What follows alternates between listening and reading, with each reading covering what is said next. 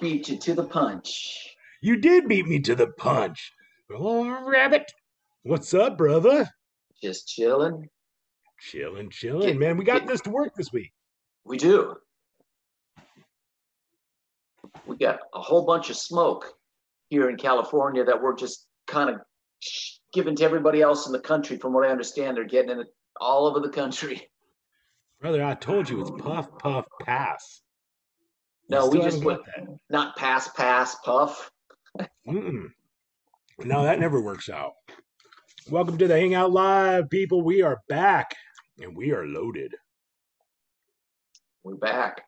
But we'll have to see how that goes on the next couple of weeks. Facebook is maybe getting rid of the whole streaming. We will be switching formats. We may have to switch formats. Of course, we've got the Twitch deal that we're still working on and trying to get that to come to fruition. And it looks like it's just a matter of time here to get that done. So, don't know. Maybe we switch over to YouTube. Maybe we just do it on our webpage, which is fantastic, provided to us by none other than Media Jaw. See how I worked that in right there, bro? You see how I did that? That was a smooth segue. Smooth. It was kind of smooth, wasn't it? Yeah, let's not forget about our other sponsors. You know, we got Full Spectrum CBD. We do have Full Spectrum CBD. We do. I got to put their emblem up there real quick here. Let's see. So I'm having to do everything on one computer tonight because of the old connection to Facebook. Look at that. Full Spectrum CBD. Full Spectrum CBD. Alan and Shannon and the gang over there, just fantastic people. I love them, man. In fact, they're hooked us up. I got some weird stuff from them. CBD cigarettes. I got CBD oil. I got all kinds of fun stuff, man. It really helps with, aches and pains and things and stuff. It absolutely does. Let's not forget. Oh, go ahead, brother. Oh, no, go ahead. Let's not forget about our wonderful people, Alexandra and her team over at Media Jaw. That's Jody at Media Jaw. She's going to slap me right in the tootskies. Where's she at? Here she is. Alexandra. See, I would. There it is. Backbeat. Backbeat music. All right. Those are our sponsors for the show. If you want to sponsor, just let us know. And we'll work you in. Get you out there a little bit. Talk about you. Robbie just did something really cool this week. He voiced a commercial here for our own talent here in San Angelo for Full Spectrum CBD. And I'll tell you what, dude, it's radio gold. It's radio gold. It's radio gold, baby. Wow. Maybe I got a future in radio advertisement. You do, brother. Sell that voice. I put a little bit of you playing guitar in the background, kind of just here and there. I didn't hear you sent me something, but I couldn't get the link, so I just read what you wrote. But I was like, I didn't hear. Did you actually send the link? Yeah, I sent you the spot in an email. Yeah, that's what it didn't play. That's why I was wondering why you're like, it didn't play. Yeah, I was like, dude, say something. It sounds awesome. And you're like, well, I just saw the comment, so I thought, oh yeah, that's great. Now I saw your comment that it was radio gold, and I was like, what about radio platinum? I want radio platinum. Well, that's the way it works. So tonight's show, baby, and I'm kind of worried a little bit here. Why am I not seeing our guest? Yeah, where's Russ? There he is. I see him up there. All right. Okay, So cool. we got Russ Dwarf of the Killer Dwarfs joining us tonight. Going to be a fantastic show. We were hanging out with him before the show here. Totally cool dude, man. I'm digging on him. Yeah, good dude. And then we've got obviously your buddy Jack Russell coming Yeah. in at about the halfway point. He's going to join us for some time on the show tonight, and it's always good to hear from Captain Jack, baby. Yeah. Right? And We're gonna get Jack, bring him in because he's good pals with Russ. They've got a mutual respect for each other's singing abilities and agilities, and and it's. agilities. I think it'd be cool. There'll be some stories, and as Russ Right? said, it'll be a love fest. It'll be a love fest. And real quick, before we dive into the show here and bring Russ in, we need to do a quick happy birthday. We need to sing a little happy birthday, Oh Robin, yeah. to Jennifer Werner. Jennifer One, Werner two, is one, two, three. Psh. happy birthday to you. So it's He's, her birthday tonight. Wait a minute, baby. as Happy you say, you're doing birthday, your best Marilyn Monroe version, right? In a male sort of way. right? To you. Mr. President. All right. So happy birthday, Jennifer. We appreciate Happy you and all that birthday. you do and being part of our show. So let's dive in. I say we bring Russ in. Ready? Let's do it. Knock knock. There we go. There's our guy. What's going on, brother? Hey, how you doing? Oh, here we go. I'm good. You're good? Excellent. All good. We're all good. Welcome to the show, Russ. We appreciate you joining us here on the Hangout Live tonight. Thanks for having me. Absolutely. Thanks for being had. Yeah, there you go. You're stealing my lines. Well, we might just be related in different countries, my brother. There you go. Texas, Right? It's a state of mind. That's it. It's a state of something right now. Are It's you always guys damn hot here, brother. Are you getting the what? Are you getting the tornadoes or the hurricanes? I mean, Not up where I'm at. We did have some of that action that just came through down in the south in Louisiana. We got hit down by Houston, but it wasn't nearly as devastating as it could have been or catastrophic as it could have been. So we got very lucky. good. Very lucky. I'm kind of tucked up in West Texas where you say things like, are you at 110 today or 120 degrees today? Right, you're almost like Arizona. Yes, Yeah. exactly. Like Bullhead City. Bullhead City. What's that? Barstow. Barstow, yeah. Yeah. That's like an oven when you get, when you come out of Vegas in that last gas station. Yep. There, and you get out there, and it's just like the wind feels like an oven even. Yep. It's a hot furnace. Yeah, it's insane. Yeah. Is Barstow where that big thermometer's at the gas station? It's like 100-foot tall thermometer. I can't. I'm not sure. Sounds like a good idea though. Yeah. Right. It's definitely a hot furnace. It's just like my friend that lived in Desert Hot Springs. He goes, it's a hot furnace here all the time. Wind's blowing and it's hot air. Yeah, that's crazy. Yep. A lot of hot air. Yeah. Russ, let's talk a little bit about the days before the Killer Dwarfs. Let's take you all the way back, maybe to the cradle, and let's talk about Russ as the man and the child growing up. I mean, was it always music for you, brother? Was it destined to be, or were you on a different track? I don't. Yeah. Well, I was born in Newmarket, Ontario, Canada, and in 1960, before you kids were even thought of, and I had restless parents, and we ended up in Jacksonville, Florida. I grew up in Jacksonville, Florida. Oh wow. We moved there in 1968, and there's always been music around the family, but my parents didn't play music, but they loved music. My dad was a big band guy, Buddy Rich, Glenn Miller, Stan Kenton. So that's what I grew up with. And my grandfather played he was the bagpipes. He was the head piper of the 48th Highlanders, but there's a lot of screaming in my family because we're Scottish.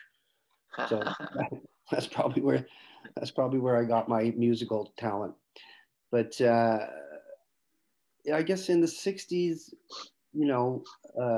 around 68, 69, being 7, 8 years old, it was like Alice Cooper and the Beatles. And, I can remember Coop being a huge thing for me when I was that young.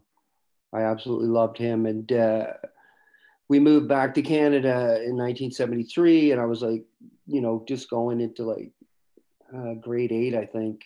And so at that point, music was a big thing for sure. The radio, AM radio, and the top 40 and everything. But that's how I got into rock and roll. I loved Bobby Sherman when I was a kid, and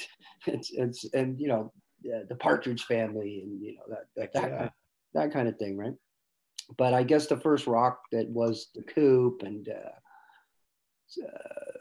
Rick Derringer, and I didn't have it. I'm the oldest, so I didn't really have any influences other than people that that I would meet or whatever. I remember hearing Black Sabbath and stuff like that. I was I don't know. It's hard. I'm going back in my old brain to try to think of this stuff. But I guess when I moved back to Canada in '73, that's when it really started affecting me. It started. You guys love rock and roll, so you know what I mean. Once it gets you, that's the end of it, right? Obviously, Rush was a huge thing with me in 1973. David Bowie, Bachman Turner Overdrive, because Canada. They were, I think, some bands that you probably don't know of because they're Canadian. Stampeders, you might know the Stampeders. Haven't heard of them. Sweet City Woman and stuff. You guys are too young. But yeah, I really, I didn't think of anything else. I wanted to be in a band. So when did that happen then? When did you actually start a band, even if it's a little, the garage band phase, jamming? That started I was jumping around my living room for a couple of years, singing Foghat and, screaming. My parents had weird schedules. My mom worked in the day and my dad was a night shift guy. So I think when I would skip school a lot, so I would pretend I was going to school and I would walk up to the school and I would turn around and go back home and hide under my bed, and then they'd all be gone and I would get out in the living room and just jump around and be crazy and sing. And there was, at high school, there was always a band, there's always the band. So somebody's, the popular band or whatever. I wasn't a popular kid or anything. I was a little guy, and I had never been in a band, but I remember going to I guess they needed a singer or something. I went and auditioned for the band because they were looking for a singer, the big school band. And basically they laughed me out of there. I had never sung ever, with a band or anything. So I must have sucked big time. But I remember them laughing me out of the place. And I remember walking home, the lonely guy, and laying in bed thinking, fuck you. I'll show you bastards. That was one of my first memories of the rock and roll wars. Yeah, right. Sometimes that's what it takes to catapult. Those experiences are really what help you. I mean, some people it kills them, like, oh, the dream's over, and other people are like, oh yeah, mother effer. Yeah, you're right. You need that. You need to have defeat and rejection. Because God knows show business there's no rejection in it. No, not at all. None. all positive things. But then I knew a drummer, a friend of I worked at this Yamaha motorcycle dealership in this plaza. And in the same plaza, there was this, back in those, like a hi-fi store, like a high fidelity stereo store. And these, they were like old men to me. I was like, 15 or 16. And these guys, sold this high-end gear, and they also had PA equipment in there too, which was, like the wheel was current events. I can remember seeing the mixing boards with giant dials on them. I thought, wow, what is this wicked stuff? And they had they had a gospel band, these guys, and they were all, mental. These guys were like crazy partying wild men. They had like a drawer in the back room, and they called it the habit drawer. So they weren't clean, nice gospel guys. They were like rock and roll, like Motley Crue of gospel band or something. But I ended up knowing these guys and everything. And one of the guys that worked there, his name was Ed Weidman, and he was actually in the Stamps and sang in Elvis's band for quite a few years. Really? Yeah, and I'm a huge Elvis fan. I'm massive. So am I. Yeah, love Elvis, number one. Amen, brother. I've got a piece of Elvis's hair here, actually. So I see it. Yes, I'll have to drag it out. I have so I had a friend of mine, and he was a drummer, and he was in a band, and so he was going to go to rehearsal. So I went and talked to this Ed guy, and he gave me a mic stand and a mic and a cord, and I just kind of pushed my way in. I went to the rehearsal with my buddy, and I ended up pushing my way into this band, and that was probably my very first band. These stories are exciting. No, it's great stuff. It's always good to hear the early days. So, I mean, really, you were probably playing house parties? I mean, what did you do? Play? Yeah, it was probably, I don't, yeah, that band, it was weird because these guys were all older than me. And we played like some, what would they call them? Like, Friday night social events and stuff like a teen dances and there was teen clubs way back when. Teen clubs. Yeah, that kind of thing. Well, I had a nice baby blue satin suit, so I was all excited about that. But yeah, we did all sorts of cover tunes and everything. And once I left that band, there was actually a guitar player in that band that became a good friend of mine, and he was from India. His name was Sarosh Chesson, and he was a huge Hendrix fan and everything. So I ended up going off with him, and we started another band, and got some local guys from my town, and we did, of course, we did tons of Rush and Zeppelin, and this is like 1975, 76, around there, right? So, I don't think we ever did any gigs. Well, we did. We played the high school and stuff, opening up for Moxie, I'm sure. Moxie. Wow. Moxie. Yeah. Drake, you must know Moxie. Do you know them, Robbie? I don't know them personally, but I know the band. Band. Yeah. Oh, I know who they are, sure. Yeah. Oh, yeah, that was a big deal. So we opened up for them at the high school. That was our big claim to fame. Cool. And ironies of all ironies, in around 2008, I actually joined Moxie. I was with Moxie for about 5 years. Wow. Really? Who's that? They had some cool songs. I mean, I don't even remember who introduced them to me, but I have a bunch of older brothers, so I did have the influx of stuff, and then their friends, and Moxie was one of the bands that was introduced at one point. Yeah, they were a big deal here, and they had a lot of success. Did they have that? Was it Melt the Ice Away? Melt the Ice Away, isn't that them? No, it's think so. No, the first two albums are really good. Actually, the fourth album was it the fourth album? I can't remember. My brain's not working. But Mike Reno from Loverboy, he ended up replacing the singer Buzz Sherman, who was unfortunately, he was wicked singer. And one of the little trivia things with Moxie, they were big in Texas too. They played a lot in Texas. I played down there with them. But AC/DC, when they first did their very first tour, the first show they did in the States, they opened up for Moxie. And there's a story, apparently, Bon came off stage after they played and said, top that, you bastards. But they ended up asking Buzz Sherman when Bond died. They actually asked him to join Moxie, but he declined. And then he died in a motorcycle accident. Anyway, stop cheering everybody up. Yeah. So I'd heard a rumor, brother, that the song "The Jack" was actually a Moxie tune that AC/DC covered and took. Is that correct? No, I don't think that sounds like a bit of a stretch. Yeah, I don't think so. That's something I've heard several times throughout the years, and I never was able to pinpoint that or not. No, I've never heard that one. Willie had a comment. Willie in the audience wants to know if you ever put Elvis's hair on your upper lip and pretend it's a mustache. Yeah. Well, there's an idea. I'll be doing that later, kids. Right? Every day I do it. I'm wearing it now. Right? Quick shout out to one of our brothers in the audience. We got Leroy Butler joining us tonight in the audience. Leroy. All right. Leroy. We had Leroy on last week. He's part of the Baja Men. Unfortunately, Facebook did not allow it, so we will be rescheduling Leroy. But much love to you, my friend, and we'll see you on here again soon. Awesome.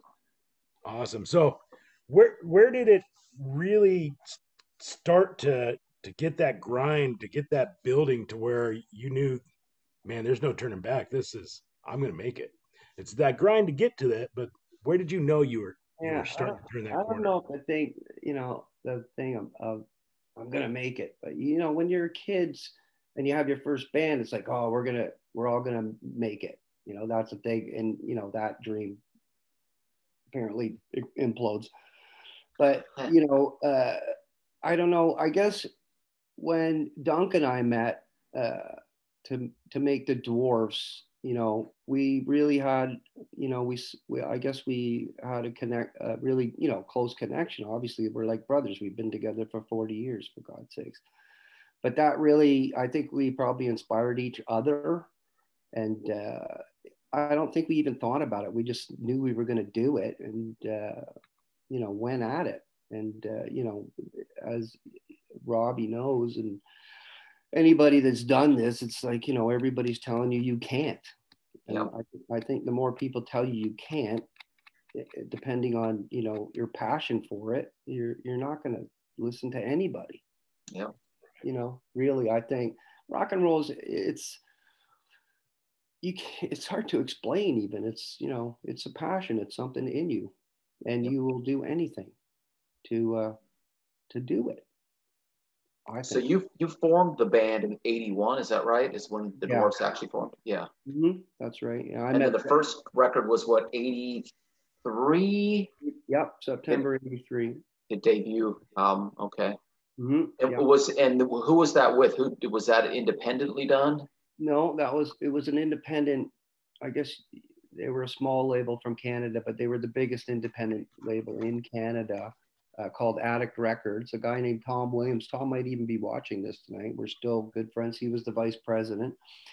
We had been together about 12 months, I think, and we played this, back in those days, we did 200 or 300 shows a year, and we were doing covers, and we had some originals and everything. But we did, some guy made a show, did a show with us in downtown Toronto. It was called the St. Valentine's Day Massacre. And it was just, they just sold tickets and people came, and a friend of ours, or I don't know how, Tom, you'd have to ask him, but he ended up at that show because he's like looking for bands, right? And I think there was a little buzz about us. And he came to the show, and he came backstage and he said, I'm going to sign you guys. And I told him to fuck off immediately. Because, you think you know everything. You're all cocky when you're 21 and everything, right? Still cocky at 60. But we were like, because we already thought we heard it all, even at that age, you think you know it all. And the next Monday we were in their office, and he was signing us, and it, to a deal. And, that whole game is hilarious too, because we couldn't get arrested. We couldn't get any gigs in Toronto. They were like, you guys are too ugly to play in Toronto. You'll never, we were playing up where the trees don't grow. And Canada is a big country, right? there's not a lot of us, but it's like huge. So you're going up by where the trees don't grow.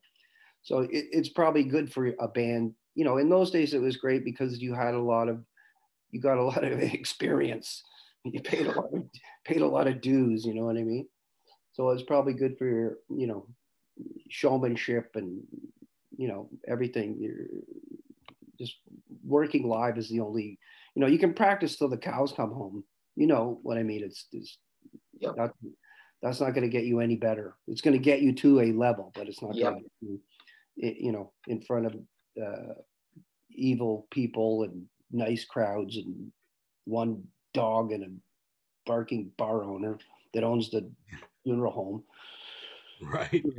That kind of gag, right? So, you know, yeah, we were lucky, I guess, but we did work hard for it. It wasn't like, oh, that 10-year overnight sensation. Yeah, it's funny that I think it was Keith Richards who said that one gig is worth 1,000 rehearsals. Yeah. It's just, you learn more from a gig. That's why a lot of times when you see national acts play against a local act, there's just such a big difference because the national act is playing live all the time. Yeah. And the local acts don't really typically get many gigs. Unlike what you're saying, you guys did a lot of gigs as a local band. That's a lot of gigs. Yeah. Yeah, well, I mean, Canada's a big place, right? You know, and in those days you would do, you know, 6 nights in a row, right, at the same place. So, yeah. And you're doing three to 4 45-minute sets, and then 4:45s, and then maybe a matinee on Saturday afternoon and the shows. But you know, you're young and you can do it, right? You know, you're not making any money. You've got the hot plate and Lipton cup of soup in your hotel room. But you know, it's like you said, you know, you need to go through that. You need to learn your craft, and you know, it's like going to war, right? Absolutely. So that's why, like you say, when you know, obviously that separates the men from the boys. When you see, you know, these veteran bands, they've been through everything. The place could be falling apart around you, and you're still going. You know what I mean? Yep. You're still playing. It doesn't matter. We've had so many weird things happen, and the band plays on. Yep. We've got a couple questions that our producer wants to come in and ask, so let's see what we've got from Jess. She's on tap. She's on tap. Hey. All right. There you go. What's up, Jess? You got yourself muted, hun. There you go. Okay, nice to meet you, Russ. Hi, guys. Hi, nice to meet you. Hi. Okay, so we have some questions. The first question, Dave wants to know, can you tell us about the Go Dunk story? He says it's hilarious.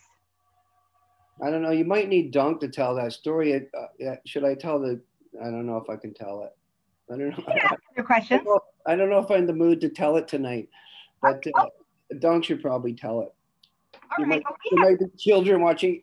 It's a good story. We'll get you guys need to get Dunk on here, and he can tell you the Go Dunk story. But everybody's a Dunk, right? Okay. Well, we have several questions. So Brenda wants to know if you had one life alternative wish right now, where would you be living and what would you be doing? Well, I love Texas. Well, I would live in San Antonio. What would I be doing? I think I'm doing it. I would probably, I'd get a farm with a lot of golden retrievers. Great. That's nice. Yeah. All right. So Veronica would like to know, where did you get Elvis's hair?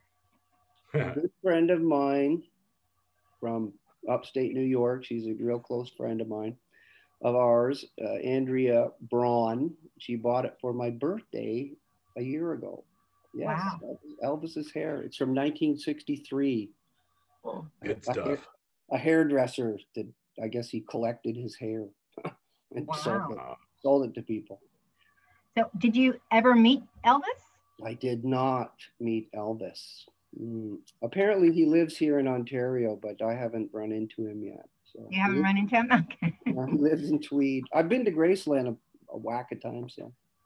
And he wasn't there either? He wasn't there either. No one was home. No. No one was home. Okay.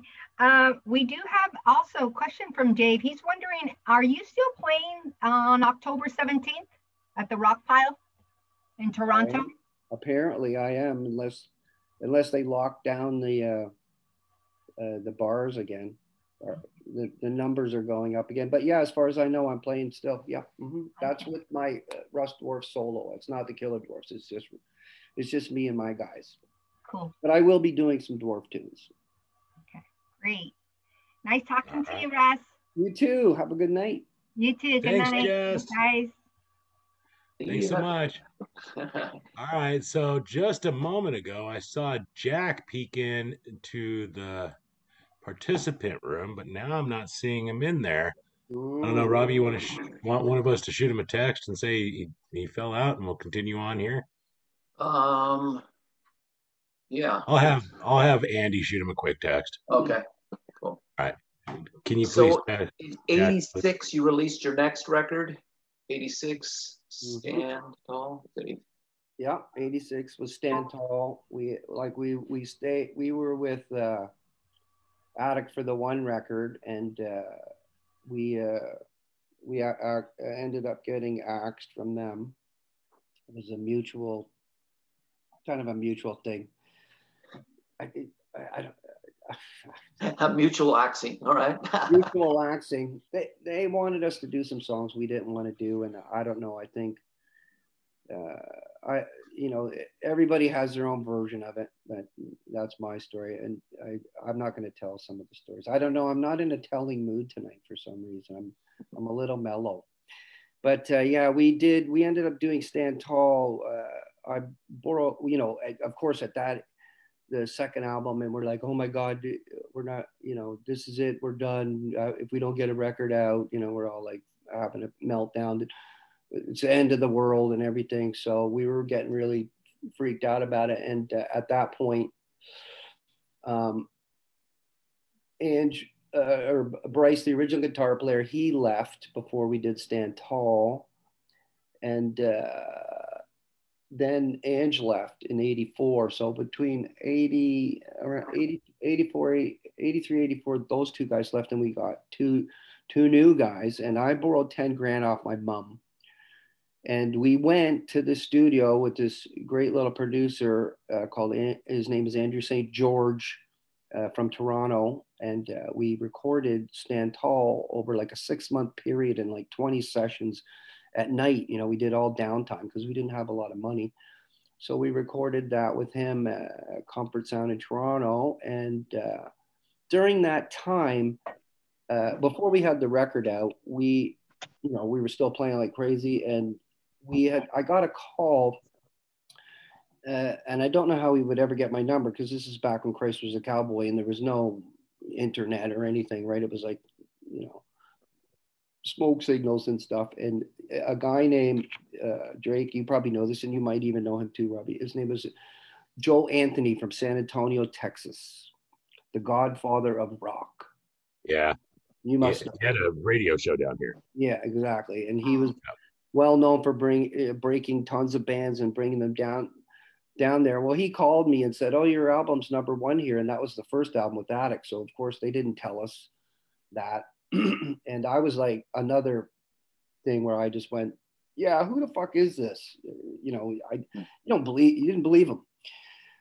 So between him and a promoter from San Antonio, Jack Orban, who had Stone City Productions, who, broke tons of bands, like all those bands, AC/DC, Rush, Judas Priest, you name it. This guy, back in the days when they had real promoters and it wasn't just Live Nation or whatever, right? It wasn't some conglomerate. It was like, independent promoters. So we did not have, are you an independent promoter? I am, brother. Okay, we're coming to Texas. All right, let's do it. During that time, so when all that went down, our manager ended up getting us a gig. Our first gig ever in the States was opening up for Accept in San Antonio. So this is before we even had Stand Tall out.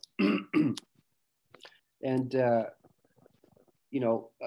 we played there's a place in Toronto, a famous place that's not here anymore called the Gasworks. You might have seen it in those Wayne's World movies. They pretended that was the Gasworks, but that's not the Gasworks. But we ended up, you know, jumping in a couple of the Dodge Soccer Mom vans and driving straight down to Texas, but we stopped at Graceland because we had to on the way down, and went down there, and we were totally oblivious to what was going on with us. And I remember we were at the back of the venue. It's a beautiful old place in downtown San Antonio called the Majestic Theater, and it's like a 3,000 seater, a soft seater.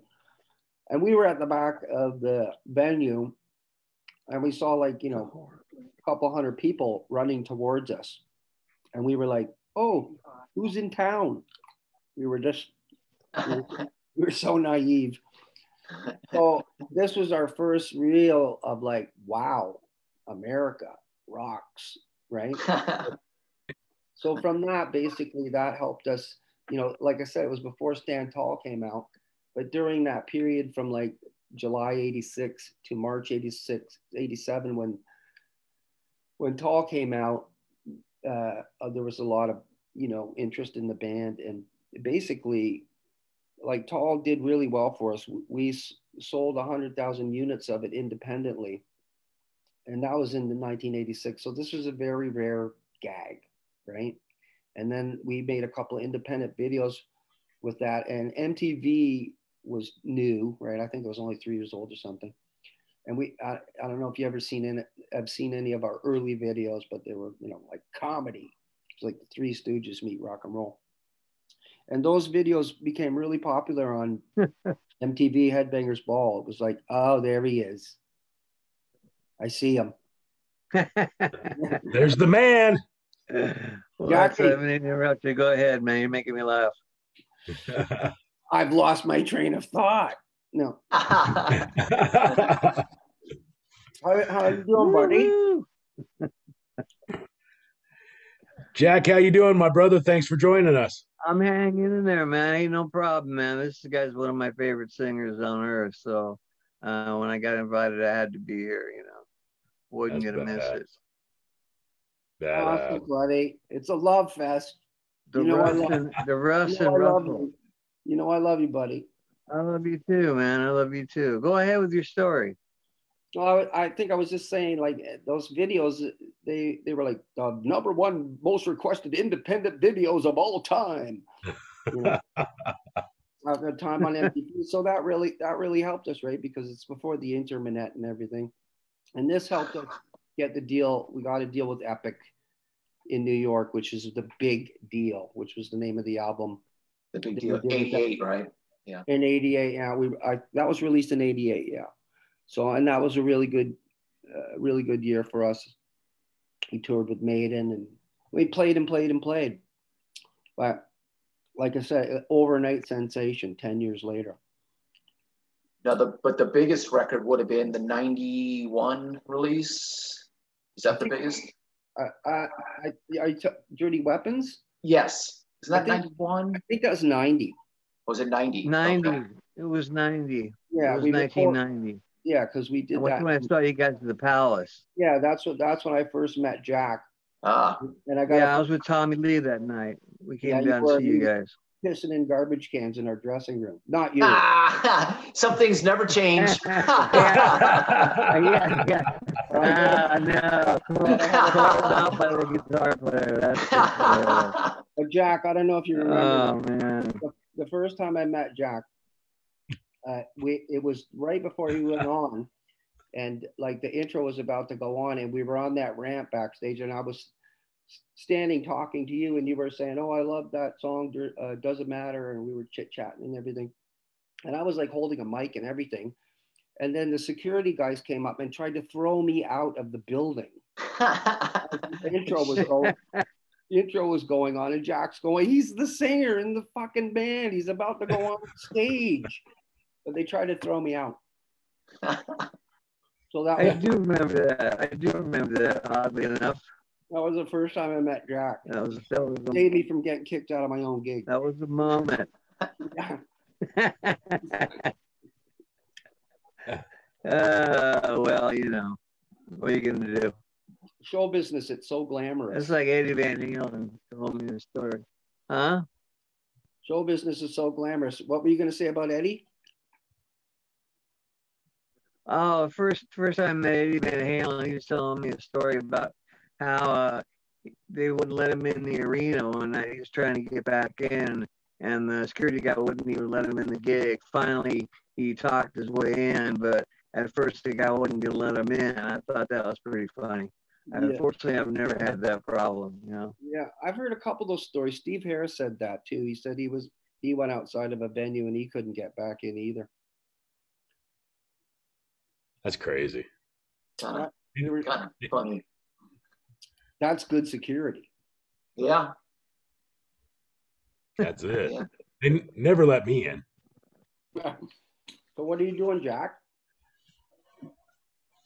What am I doing? I'm just kicking back on my boat, man. Just talking to you guys. Was watching a little bit of TV, little Food Network, some kind of Halloween candy wars or something. My wife's got the remote, so it's like torture, you know.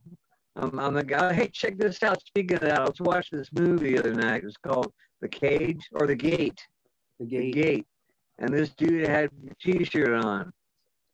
And I was like, wow, that's cool. It's like the second movie I've seen with your people wearing your shirts. Yeah, I think that was like a. You ever seen that flick?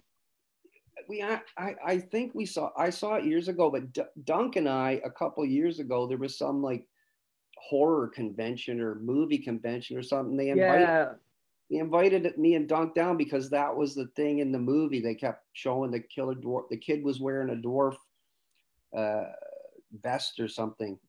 But Dunk and I sat down there with all the actors for a day. I don't know why the hell they had us there, but yeah, very odd. Yeah, that was cool.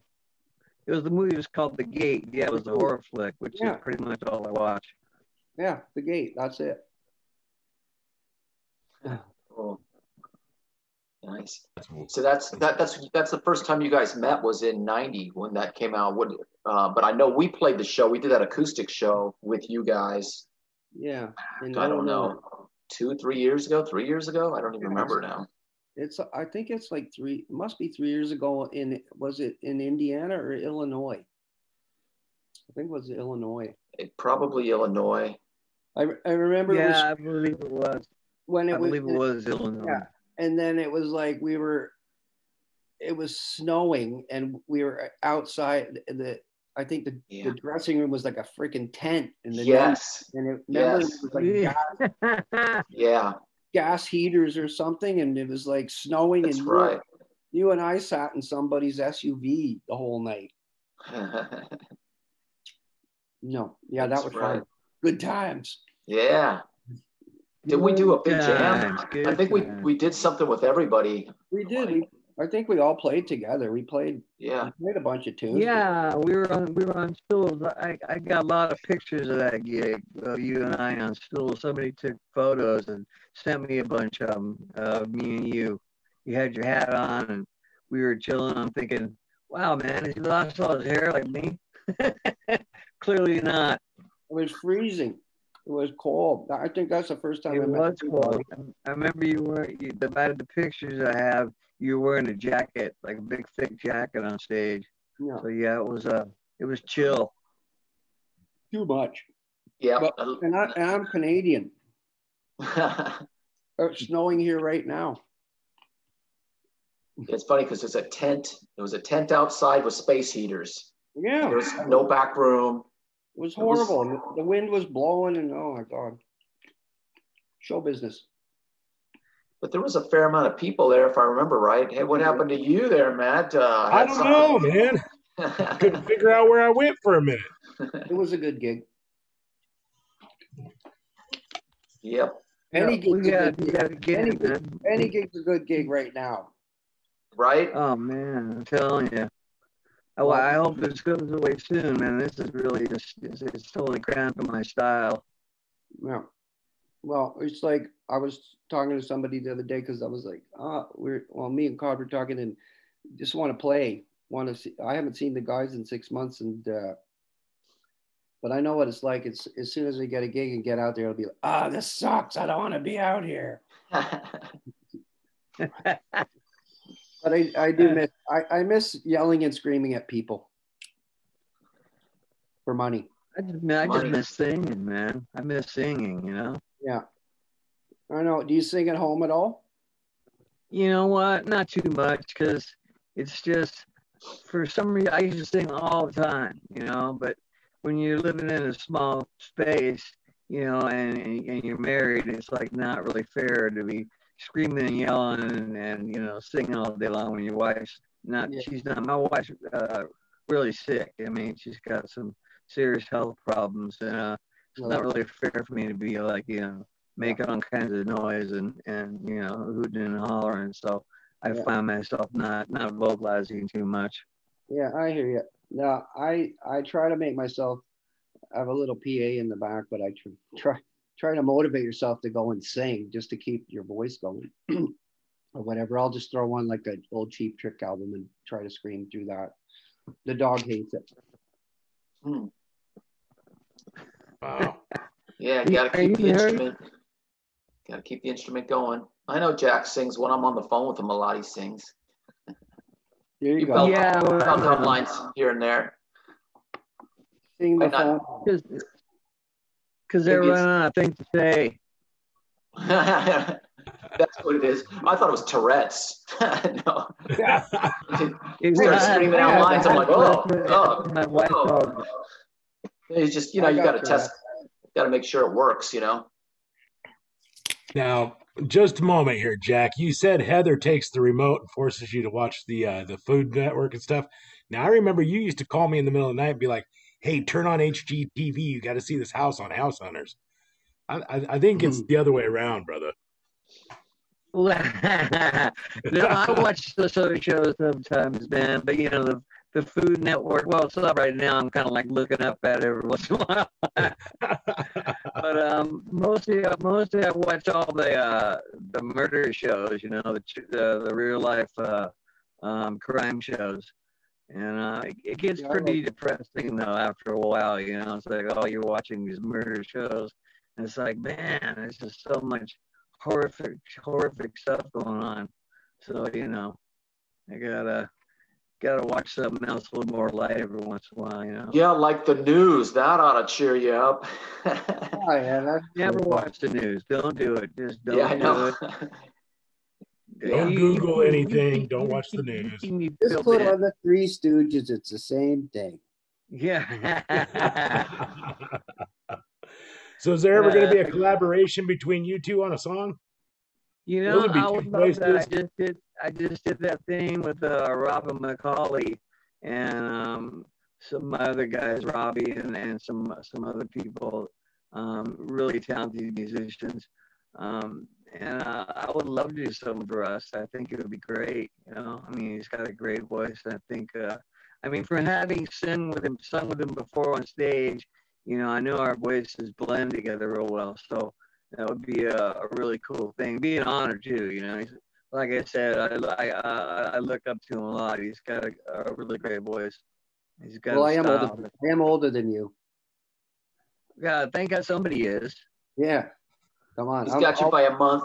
I'll wait up by a month. Huh? I got you by 6 months, man. I got you by 6 months. Well, I'm hoping we do something together, and we've been talking about it for a couple of years to actually even go out and tour, like even to do the acoustic or whatever. Yeah, that would be great. You know, I'd love to do some of it in Canada too, because we haven't been up there in so long. You know, we're closed. We're closed. Yeah, I know we're closed too. I'm not allowed to go out. I'm pretty, I've got some health problems as well. I got COPD, I mean, from smoking for 40 years. You know, thank God I quit, but, you know, the damage is done, as they say. And, you know, I got to watch out for this COVID stuff because my doctors say if I get it, I'm not going to come back. So, you know, that's pretty serious. That's scary. I got to wait till they find something. Be careful. So I'm stuck at home till they figure something out.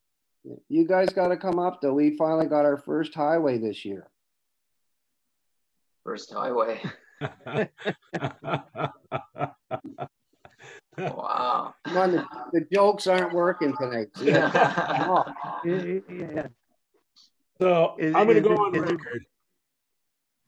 I'm going to go on record and say when the COVID lifts and the restrictions lift, I'm going to put both you guys on a stage together and let's see what we can't do down here in West Texas.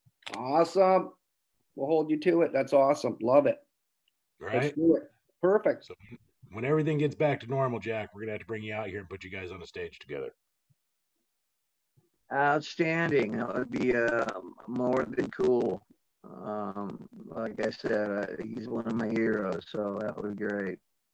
Do that again anytime. Thanks, bro. I was definitely a Killer Dwarf fan. I was into Saxon and Slade and Maiden, and they were right up the alley with that. And I can't wait to see them live on a stage here, man. That'd be great. Well, it's a hoot, man. They're a great band live. A lot of energy, you know, and that's what I dig. I don't like guys that just stand there, you know. I like guys that move around and do their thing and, you know, act a fool like myself, you know. I'm too ugly to stand there. I got to keep moving. Keep the camera panning. I know the feeling, man. Not much of a target. I know the feeling. I think I used to be good looking once. For like one show, I was good looking. That one show. Way back when. That one time Stevie Wonder saw you. Yeah. Yeah, right. A friend of mine replied in the thread today, Razor Ray DiCarlo. He's a DJ and music director in Arizona, or music program director, whatever. And he goes, "Oh yeah, I used to love watching Russ and if I remember his wording right, throw himself around on stage." It's going, interesting. Yeah. Oh yeah, he roll himself around everywhere. He'd do all kinds of tricks. He looked like a circus animal.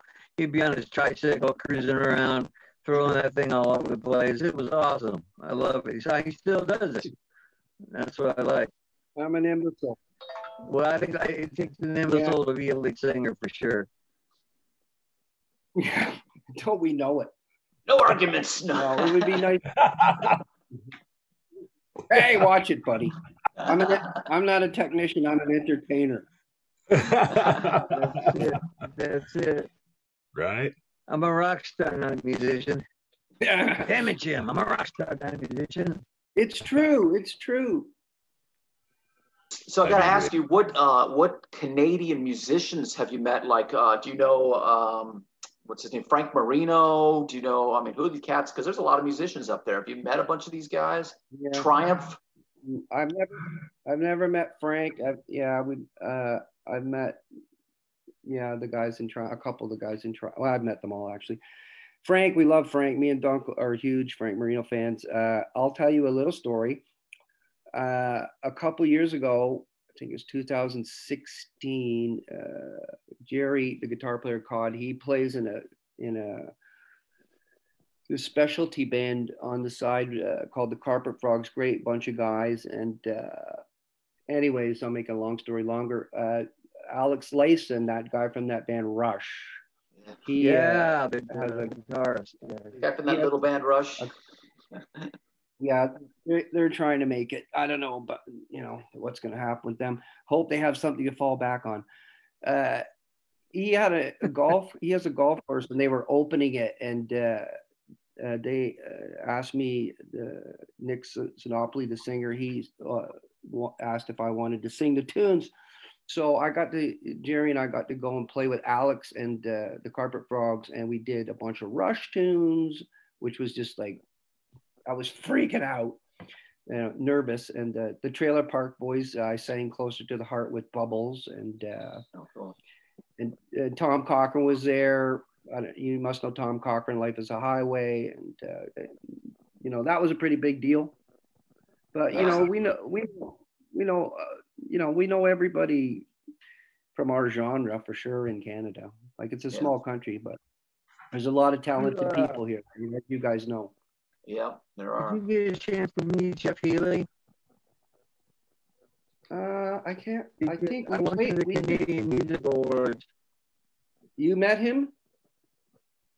Yeah, years ago at the Canadian Music Awards, he was like the headliner. He played. It was just amazing. Could not believe it. It was so incredible. talented. Absolutely. I think we did a gig with him, but it was funny when we were looking for a bass player for the Dwarfs after Ange left. My manager and I, we went to this like bar out in some industrial area, and it had two different clubs. One was like a blues club, and the other was a rock bar connected to it. And we were going through this blues club, and there was nobody in the place, but Jeff Healey was there blasting away Hendrix. This is before, you know, he became famous and everything. And it was like, holy fuck. Yeah. You know, what the hell is this? And then the band that we went to see to try to steal the bass player, the singer was Sebastian. Oh. So that was a lot of talent no kidding. In one room. Mm-hmm. Speaking of Sebastian, I remember he used to sing cover songs of our first album. He used to cover some of our stuff. I was laughing. I'm going, you know, I forgot how old I am, you know? Yeah, we've known him for years too. Well, he sang with us when we played on the boat. We did the cruise 2019. He came up and sang. What did he sing? We did Out of the Night. He knew it, man. He knew it. Yeah, I was saying, he used to cover that song. I was like, what a trip, man. Some young kid, you know what I mean? I never realized, like I said, I never realized how old I was. Yeah. I was just watching a video of him on Instagram. Don't worry. And he was covering a Rat song, the one that I wasn't even familiar with. I was like, what the heck? You're just singing in the room with a Rat tune. I mean, I guess he probably followed all that stuff. Oh, yeah. He's a music lover. He's a music lover. Yeah. Yeah. He was a nut bar. He was a young, nutty kid here. You know, he was on Stun. He was destined to be, he's a talented kid. Yeah. I call him a kid. I've known him for years. Duncan and I have been known him since he was a kid. Well, we ought to get him on this show at some point. Between the four of us, we should be able to get him on here. Damn kids. I know, right? Damn kids these days. you need to get Dunk Dwarf on your show. Absolutely. Yeah, you need to get him on there. The rock and roll pirate. You'll love him. Oh, another pirate? Wait a minute. Another pirate like Jack. I resemble that remark. Yeah. Go Dunk. Don't you remember when that shit all the time? I got my Killer Dwarf shirt. Go Dunk on the back. That's good. That's Dunk. You remember when we played M3 and we were talking before we went on, and then we were late and we all tried to run back there and Dunk knocked you over into the mud? I do remember. How could I forget that? Remember? He went for a slam dunk on me. There you go. Well, he did. Wait a minute. When was this? Because I was with Jack when we did all the M3 shows. Which one was that? What year? What year was that? I don't know. What year? That would have been 17, 16. 16. No, it was 5 years ago because we were supposed to do this year, but so it would have been. It must have been 15. 15. That would have been because we played there in 13, and then I guess we played there in 15 and 16. So it was 15. It must have been 15 because we've only played once. I think we played 4 times because Jack and I did an acoustic set. One of them we opened up. We played this year, but nobody came. Yeah. Yeah, they moved it. Didn't they move it to the fall? And then I guess they just shit canned the whole thing, I guess.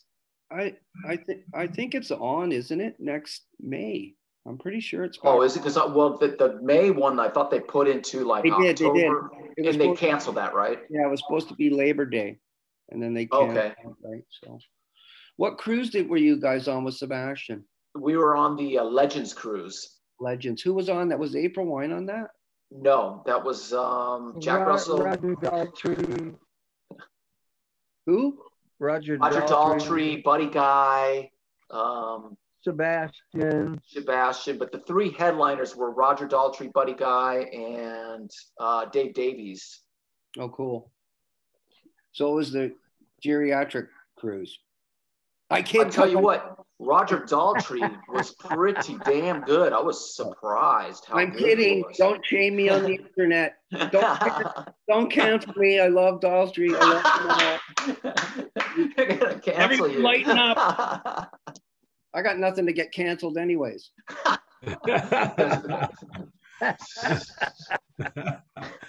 So Robert Lawless wants to know, Russ, have you ever met Randy Bachman? If so, how did you get along?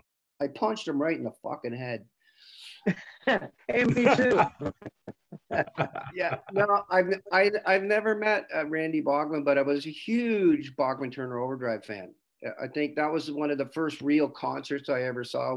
There's a huge fair that's been like going for 150 years here. It's called the C&E, and I saw them in like 1973 at this big stadium, and it was just like, I think it was Not Fragile album or something like that. I remember he wrote a song for us one year. He tried to pitch it to us. It was called The Great White Shark. And we're like, the Great White Shark, the Great White Shark. And I'm like, oh, that's going to go over like a fucking lead football. Like, thanks for no thanks, man. Great White Sharks. Well, you got to throw them out there. It's like comedy, right? You got to throw it out there. It doesn't always stick. Right? Yeah. No, it doesn't always stick. Hey, Jack, Carla Nunez says it's the girl who gives you all the old shark cars, wants to say hi and she loves you. Oh, right on, right back, Carla, right back to you. And thank you. You guys are a riot. I'm loving this, Robbie. Jack, I want to come down and see your boat. Yeah, well, you better do it soon. I'm moving to Colorado. Actually. Yeah, better do it real fast. Okay, I'll be right down. Hold your place. I'll be. Yeah, you better run. Hey, we got to see that Elvis hair. Everybody wants to see that. You want me to get it? Everybody wants to see it, brother. Hold on. All right. So, Jack, you're finally going to move to Colorado. I finally move out of Colorado. Now you're going to go. What's up, brother? Well, it's just like with the whole code thing, and it's just we're not working, and it's like it's just too expensive here, man. And my wife, wants to see her son. She, missed most of his, his young life. I mean, she left Colorado when he was like, 6. And so I think it's time to go back and let her spend some time with her family, Why don't you tell him the truth, as you were waiting for him to leave? Matt, you're gone? Okay, I'm moving in. I'm messing with you, Matt. Don't get upset. I'm going to shame you for that. Yes. I've only put you on stage 7 times. I guess number 8 ain't gonna happen, Robbie. Oh, ouch! It's here we go. Check it out. Let me get my glasses on to see this clearly. It's certified. DNA proven. Okay. Yeah. Right. Okay. So here it is. Get your micrometer out. It's an Elvis. So let's see.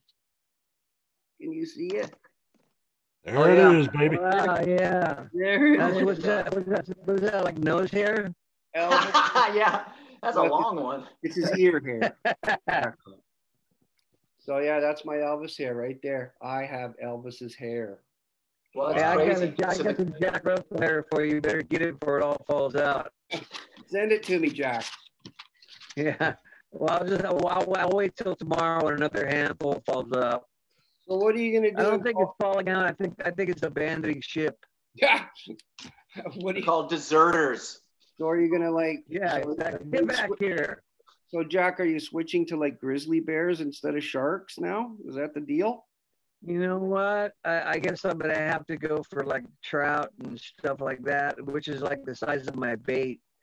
So it's gonna be a weird transfer or whatever the word I'm looking for. I can't find right now. Transition. But yeah, transition. Thank you. It's gonna be a weird transmission, man. It's gonna be the transmissions. Oh, it's okay. I talked to anyone Hayden the other day, you know. Told me it's okay up in Colorado. I say. Well, it's beautiful in Colorado. Yeah, I love. We go back and visit, you know, quite a bit. So I'm pretty cool with it. Actually, I'm actually looking forward to having some seasons. You know, it's like here, it's like summer and almost summer, so it never changes really. Well, Especially now, we're getting ready to go into coming to another drought. Well, come and visit me. You'll get all the seasons. Yeah, I love Canada, man. It's beautiful up there. It is. It's beautiful. Eh? It is, eh? Don't you know, eh? Got some smokes, eh? Don't you know, eh? How's it going, eh? So Jack, Russ, Robbie, Brett Kaiser from Madam X sends their love. Oh, say, hey, Brett. You know, it's weird. I was just thinking about Brett. And he does a wicked Elvis. Yeah, you know Brett? He does Elvis. Yep. He knows Elvis. He did Elvis for me in my cabin on the ship. Oh, nice. He's also he can also sing, like, I mean, Sebastian Bach replaced him in what, Madam X, right? Yep. Sebastian sounds kind of similar, very similar. I think that, you know, I keep saying that Brett should be the guy singing in Skid Row, really. Yeah, I've mentioned to a few of the guys, but they're, you know, one of the guys that's managing them, like, yeah, and they're like, yeah, okay. They seem to be happy with who they got, so whatever. But if that job ever opens up, I don't know if you ever heard him sing like that, but he can sing a lot. Stay out of it. I'll be shamed on the internet. Yeah. Right. Russ, Phil wants to know if you will tell the chicken sandwich story. Chicken sandwich story? Who the hell's asking you that? Edward? Phil? The chicken sandwich. Okay. Where do you people come up with this shit? You know, after a gig, like I never eat before a gig, right, Jack? You don't eat. No, 3 hours, man. Yeah, I don't. My limit. For 3 hours, man, it's like no food. Yeah, after lunch I'm done. But so like, and you always order the food for after, you know what I mean? And I ordered. You know, they come and get your order, okay, and my stuff will be ready after. And I go back to my hotel room, and it's those styrofoam containers, and I ordered takeout. I ordered a chicken sandwich. Takeout. Takeout. This is like fucking bad Jeopardy or Scrabble or something. But anyway, so I open the thing up, and there's actually literally 2 pieces of fried chicken and 2 pieces of bread. There's a video out there. It's funny. It was funnier at the time. But yeah. Phil, what the hell were you smoking to ask him to tell that story? I'm never answering that fucking question again. I'm sorry, but I think it's hysterical. It was the styrofoam. You know the thing. The styrofoam. Come on, man. You know the thing. Come on, man. The thing. This is the thing. The thing is. Russ Biden. The thing is, now don't get into politics, or I'll be shaming all of you. No, I never. We're not going there. I never do that. I'm Canadian. I was actually just quoting him. That's all. Yeah. I'm not. That's it. All right, I'm checking because I'm going to be the shaming police. The cancel police. Cancel shaming police. I'll have them at your boat in no time. You'll be floating that thing to Colorado. Okay. I shame myself. I mean, seriously, what was that question all about? I don't get it. It's on the internet. You'll have to look it up. I will. Come on, kids. Is it better than the dunking story? Because you're not telling that one. I'm not telling the dunk story. I'm letting the dunk story. Dunk can tell you that one. It's all right, we'll get Dunk. It's a bit rude. It's not a Disney story, I'll tell you that. Well, we're not Disney characters. Everyone's Dunk. Go Dunk. You guys are keeping me up past my bedtime. Yeah, we are. It's late over there. It is, man. All right. It's snowing. It's crazy. Crazy. Well, thank you so much for joining us tonight, my brother. Oh, now you're kicking me off, eh? Okay. You can stay as long as you want, bro. I'm enjoying this. It was good to see you guys, and I would love to, love to see all of you, and Jack, you for surely. Let's play. Right back at you, brother. I love you, man. You know that. I always have, always will. I love you too, man. The awesomeness. Absolutely. Yeah. Absolutely. Hopefully someday we'll be playing live music again, Let's hope so. Well, yeah. We're gonna hold you to that gig then. I got you. Gonna hold your feet to the fire. Yeah. Jack can testify on my behalf. If I say I'm gonna bring you, I'll bring you. Okay, let's do it. Yeah, we've done quite a few. That's true. He's a man of his word. Definitely a man of his word. I think he's put us on stage 7 times between Nebraska and Texas. I think it's 7. Okay, let's do it. All right, we'll make it happen, brother.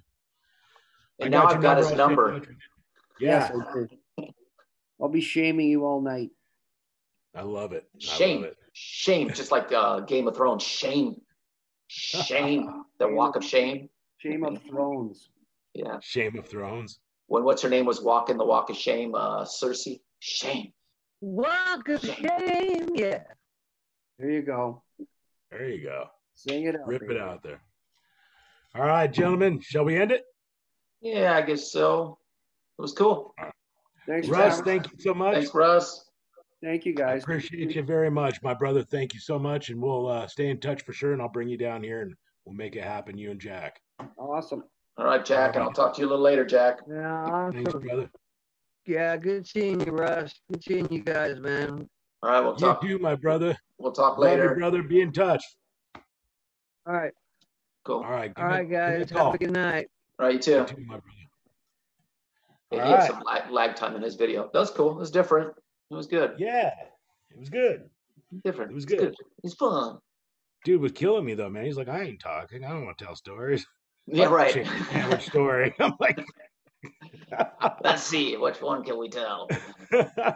That's cool. He's awesome, man. That was fun. It was fun.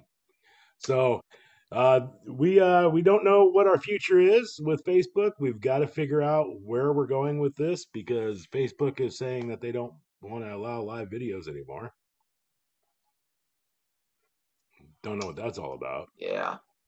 So what are we going to do? We're not sure what we're going to do, whether we hiatus till Twitch or we move to, I don't know what we do. It's got to be something that's easy, right? Yeah, there's some other platforms out there. I mean, we could do some stuff with our website and all that fun stuff, but I don't want to go on a hiatus personally, but if we have to, we have to. So yeah, I mean, we'll see what happens. Tricky. Because Facebook, people are generally on Facebook and it's easy. Yeah, they're on. They see a thing and you go on there, and people aren't just on a web page. Right. Possibly YouTube. YouTube would make maybe more YouTube. Sense. Maybe YouTube just in the meantime until the Twitch thing kicks in. Yeah. I just got a note from one of our producers saying Leroy is still watching. Leroy, we love you. Yeah, we got to bring Leroy back for sure. Yeah, you got to check out Leroy Butler's new stuff. Yeah, well, you know what? He's going to have a new track pretty soon. I'm working on a song with him right now, so we're. Are you? Yeah, it's really cool. Really cool. It's brand new. Brand new. I didn't even know. You didn't know? I was going to surprise you. I wanted to surprise you with a track. Go, hey. Nice. Hey, where's our song at, Robbie? You got to get some ideas going, man. We got to throw something out there. No. I've already spit out some ideas, brother. You didn't have one idea. So even our listeners, our audience, our true blue family from the Hangout Live has said some things that we should cover a country tune. And cover a tune. Every time I try to talk to you, dude, you just got no time for me, bro. Nah, cover a tune. We want to write something, don't we? Come on. Yeah, but you just said we. We, Robbie. You and I, buddy. So we got to get on to work with that. But that's cool. You're doing something with Leroy, man. He's it's cool. It's going to be special. Fantastically talented, man. And I love him dearly. He's very much becoming one of my very close friends, and I'm very appreciative of him. You know who tried calling me tonight during our show? Luis Maldonado. Oh, Luis. I'm like, Luis, you know what we're doing on Monday nights, bro? Yeah. Andrea had to leave the room to answer the phone. He's like, I'm sorry, I forgot. So that's funny. big shout out to Luis if you actually joined to watch us after you tried calling me. But yeah, let's get Leroy back on here, and we'll get him scheduled up. And I kind of wanted to get it like once we get on Twitch, because it'll be so much bigger format, you know. Yeah, I mean, there's definitely some artists that we got to bring back when we go on Twitch, because they've been great to us, and we need to move forward. We really need to get on Russ and Jack both about getting Sebastian on here. Yeah, I get a lot of comments about getting Sebastian on the show. So, oh yeah, of course, we need to make that happen, and we just got to keep moving. Yep. Wherever we're gonna wind up. Yep. Right. You got it. Thanks so much for joining us tonight. As always, we love each and every one of you for joining us and being part of this. I'm going to do another share screen here if I can figure this out, because I'm not that smart. But we got to give a big shout out to Backbeat Music, Alexandra and her team for making this happen. They're a great sponsor and take very good care of us. And we couldn't do it without them. So, and we've got one more. No, we got two more. Two more. See? Full Spectrum CBD. Full Spectrum. It's time for you to learn the truth about CBD. That's a tagline I wrote for him, all right? I was a little proud of it. And last but not least, by a long shot, we've got nothing. Oh, there it is. Jody Gentry and the team over at Media Job for taking care of us every single week, taking care of our website. Now, a lot of people get really disappointed and they make comments like, oh man, I'm not going to be awake, or I'm going to be working, or I'm not going to be able to watch live. If you want to watch the past shows, it's very easy. Go to the www.thehangout.live. There's a little button that says past shows. Click it. All of them are there. You can watch them at your leisure. Except for the Dale Rashidi. That's the only one that we lost. That Facebook stole from us. Yeah. That was a good show, too. Oh, man, that was a wicked good show. It's a damn good show. It's a righteous show, brother.